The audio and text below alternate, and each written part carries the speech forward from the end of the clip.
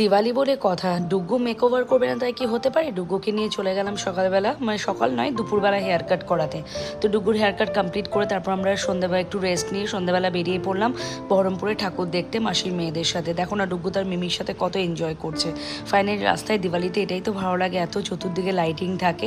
তো আমরা পৌঁছে গেলাম অধীর রঞ্জন চৌধুরীর যে পুজোটা হয় প্রত্যেক বছর ভীষণ সুন্দর করে, তেমনি এবারও খুব ভালো করেছে। তাই ওখানে ঘুগনি দেখে স্ট্রিট ফুড এগুলো তো আর মিস করি।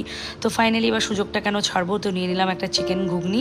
তো তারপরে সেখান থেকে বেরিয়ে আমাদের ইচ্ছে করলো, ডুগ্গু বললো খুব খিদে পেয়েছে, তো আমরা চলে এলাম পাশেই ফেম রেস্টুরেন্ট ছিল, সেখানে এসে ডুগ্গু তো ডুগ্গুর মতন করে জুস খাবার দাবার খাচ্ছে। আমরা এখানে চিকেন পকোড়া, ফিশ ফিঙ্গার সমস্ত কিছু অর্ডার করলাম, মেন কোর্সও খাওয়া হলো।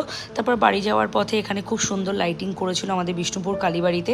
তারপর গিয়ে ওখানে একটা আমাদের বাড়ির পাশে কাকিমা বাড়িতে নিমন্ত্রণ ছিল, সেখানে প্রসাদ খেয়ে লাস্টে ফানু সরিয়ে খুব আনন্দ করে দিওয়ালিটা সেলিব্রেট করলাম।